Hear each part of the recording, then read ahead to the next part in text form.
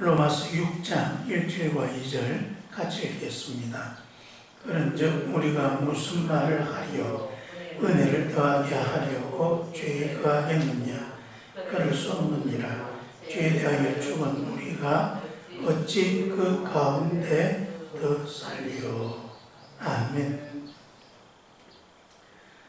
우리 계속해서 믿음으로 구원을 받는다. 구원은 믿음으로 이루어지는 것이다. 여기에 대해 계속해서 하나님의 말씀을 듣고 있습니다. 유대인들은 믿음으로 구원받는다라고 하는 이 말을 잘 이해를 하지 못했습니다. 유대인들도 그렇고 그 당시에 헬라 사람들도 그렇고 사람은 의로운 일을 많이 해서 우리가 의로워지는 것이지 하나님의 은혜로 의로워지는 것이 아니다. 그렇게 생각했습니다. 그래서 어떻게 하든지 율법을 좀 더 잘 지키려고 노력하고 선한 일을 많이 하면 된다고 그렇게 생각을 했습니다. 그런데 여기에 참 우리가 가지고 있는 한계가 있다는 생각을 하지를 못합니다. 우리는 구원받아야 할 존재이지 우리 스스로를 구원할 존재, 우리 스스로를 구원할 능력이 있는 그런 사람이 아니라는 사실을 알아야 하는 것이죠. 사람이 자기의 능력을 알아야 합니다. 자기의 분수를 알아야 합니다. 우리는 우리 자신을 구원할 수 있는 사람이 아니라 구원받아야 할 사람이다. 그렇다면 누가 우리를 구원할 수 있는가? 하나님께서 우리를 구원할 수 있다. 이 사실을 알아야 하나님 앞에 나아가서 구원을 바랄 수 있고 또 하나님이 우리를 구원해 주신 것을 받아들이고 그 구원의 은혜 속에 살아갈 수가 있는 것입니다. 그래서 우리의 구원은 하나님께서 하신 것이다. 그리고 하나님은 예수 그리스도를 우리에게 보내셔서 우리의 모든 죄를 용서하셨고 그리고 우리로 하여금 새로운 인생을 살도록 하셨다. 이것이 바로 구원이고 우리가 이 사실을 믿고 예수 그리스도를 믿으면 예수 그리스도의 모든 속죄가 우리의 속죄가 되는 것이고 예수 그리스도의 구원의 은혜가 우리의 것이 되는 것이며 우리는 또 예수 그리스도께서 부활하여 주시는 그 생명으로 새로운 인생을 살아가는 사람이 되는 것이다. 이게 바로 하나님이 우리를 구원해 놓으신 것이고 우리는 그것을 믿고 그래서 하나님의 그 은혜 속에 살아가는 것이 바로 우리의 구원이다. 이것이 믿음으로 구원받는 것이다. 그런데 사람들이 이 말을 자꾸 오해하여서 그렇다면 우리가 하나님이 우리의 모든 죄를 용서해 주셔서 우리가 구원받는 것이라면 우리 죄가 클수록 하나님의 구원의 능력도 더욱더 커지고 또 그로 인하여 하나님이 더 크게 영광 받으시는 것이 아니겠느냐. 그러니까 우리는 더 크게 죄를 짓고 우리가 더 많은 죄를 지어야 우리를 구원하신 하나님의 의로움은 더 커져가는 것이니까 우리는 이제 죄를 좀 더 지어야 하겠다. 왜냐하면 우리가 그렇게 죄를 지어도 그 모든 죄를 하나님이 용서해 주실 테니까 우리는 더 죄를 지음으로써 하나님의 업적과 하나님의 영광을 더 빛나게 하는 것이다. 그러므로 하나님의 은혜를 더 크게 하는 방법은 우리가 더 많은 죄를 지어야 하는 것이다. 이런 식으로 또 생각을 하고 또 실제로 그렇게 주장을 했습니다.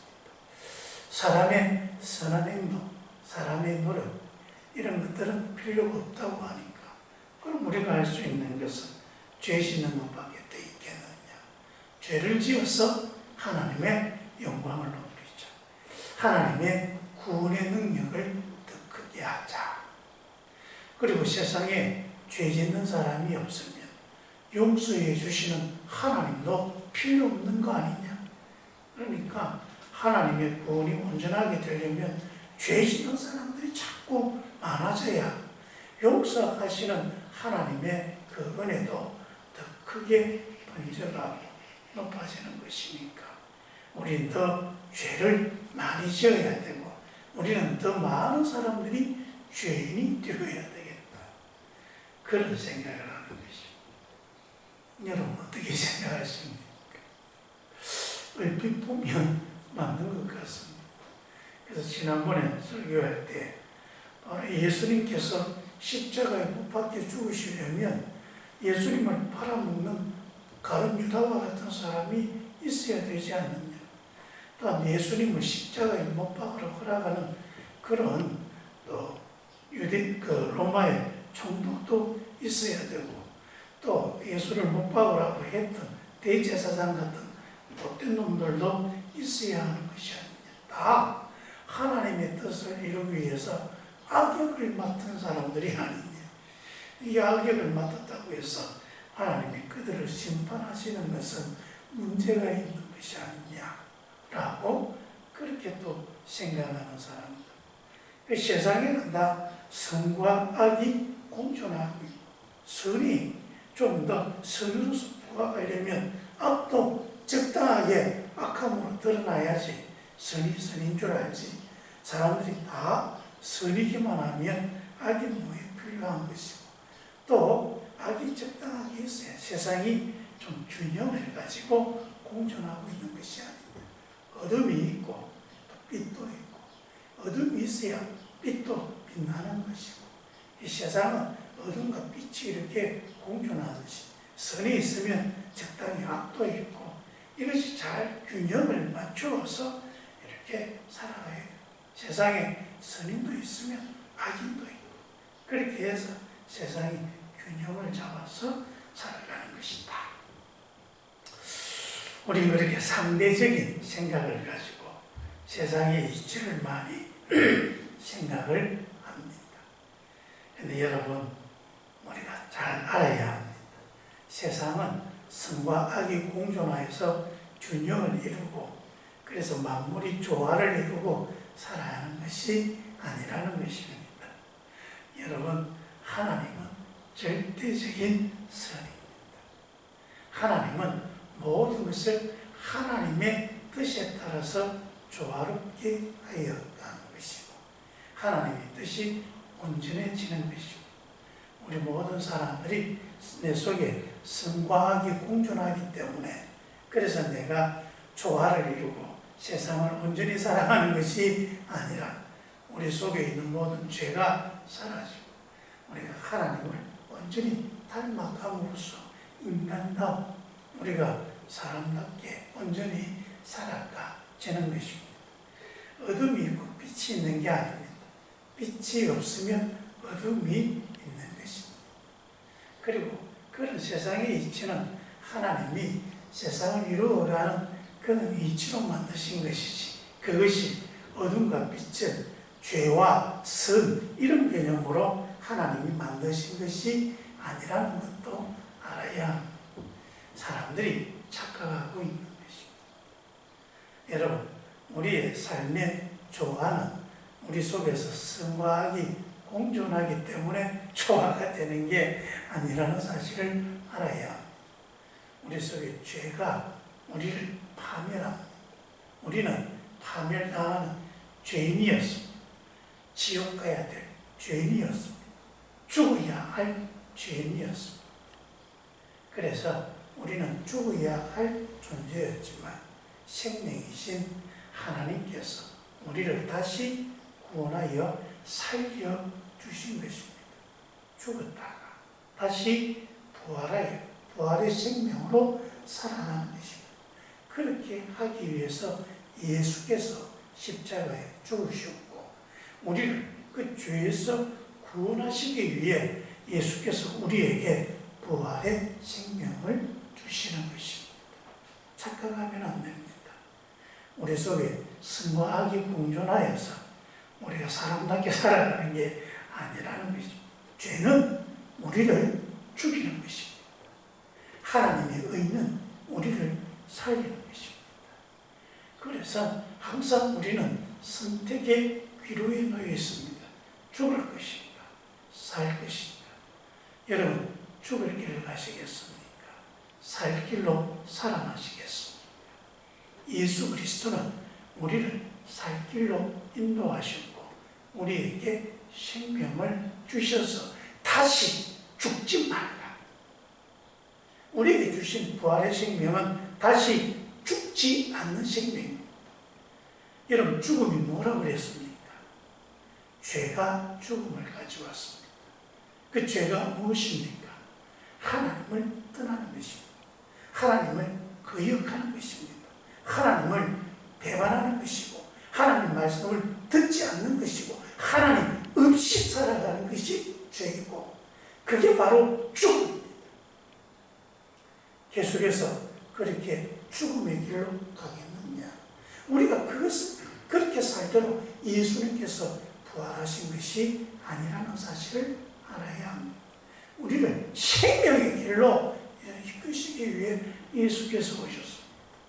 그런데 예수로 인하여서 구원받은 사람들이 다시 또 죽을 길로 가야 되겠다. 하나님의 은혜를 더하기 위해 우리 죄 지어야 되겠다.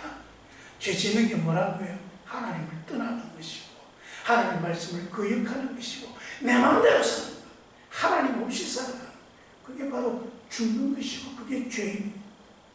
하나님께서 우리를 구원하신 이유는 이제는 하나님 말씀, 하나님 은혜 속에 하나님의 뜻을 따르고 우리가 창조로 지어진 그 본분 하나님의 뜻을 위해 하나님께 영광 돌리기 위하여 살아가는 그 본래의 모습으로 회복하며 예수님처럼 이는 내 사랑하는 자요 내가 기뻐하는 자라 하나님께 그런 사람으로 변화가 되어지고 새로운 인생을 살도록 하나님께서 우리를 구원하신 것이지 다시 또 구원받았으니까 이제 다시 우리 죽을 자리로 가야 되겠다.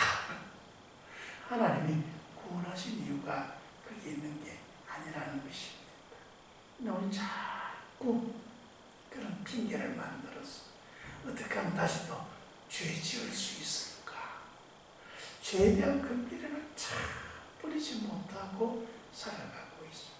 그러다 보니까 지금 이 유대인들처럼 하나님의 은혜를 더하기 위해서는 우리가 죄를 지어야 할 것이 아니냐.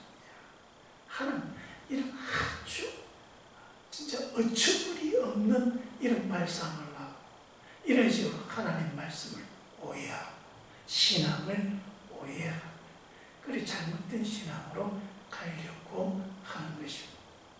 오늘 여기에 대해서 뭐라고 말씀하십니까? 2절에 그럴 수 없느니라. 그럴 수 없느니라. 여러분, 우리는 다시 죄 지을 죽을 인생으로 가기 위해서 구원하는 게 아닙니다. 살아나는 사람, 사는 사람, 앞으로 하나님의 은혜 속에 영원히 살 사람으로 구원받은 것입니다. 그런 사람이 어떻게 다시 죽을 인생으로 가겠다는 말입니까? 그럴 수 없습니다. 다시 우리는 죄인이 되어서는 안 되는 겁니다. 예수께서 우리를 구원하신 것은 우리를 다시 하나님의 의로운 사람이 되는 것이지 죄인으로 살아가게 하려고 하는 것이 아니다. 그럴 수 없느니라. 우리 계속해서 죄 유혹을 받습니다. 그럴 때마다 뭐라고 이야기해야 되겠습니까? 그럴 수 없느니라. 마귀를 향해서 우리 분명하게 말해야 됩니다. 그럴 수 없느니라. 죄 짓고 싶어 하는 우리 속에 있는 아직도 살아있는 그 죄 욕심들 그를 향해서 말해야 됩니다. 그럴 수 없느니라. 한번 따라합시다. 그럴 수 없느니라. 그럴 수 없느니라. 예, 우리는 주의 은혜 속에 이제는 오직 하나님의 사랑으로 거룩하여 지을 수 있기를 주의 이름으로 축원합니다. 아버지 하나님, 주께서 생명으로 주님의 그 목숨 다한 은혜로 주님의 죽음으로 우리를 죄에서 구원하셨는데 우리 속에 있는 죄는 아직도 살아서 자꾸 우리를 죄의 그 구렁텅이로 끌어가려고 합니다. 아버지 하나님, 마귀는 쉬지 않고 속삭이고 마귀는 계속해서 우리를 유혹합니다. 아버지 하나님, 이런 것에 대하여 우리는 단호한 태도를 가지고 살아갈 수 있도록 도와주옵소서. 그럴 수 없느니라 분명하게 말하며 죄와 분명하게 단절하고 온전히 하나님께서 이끌어 주신 생명의 길로 끝까지 가는 사람들이 되게 해 주옵소서. 예수님 이름으로 기도합니다. 아멘.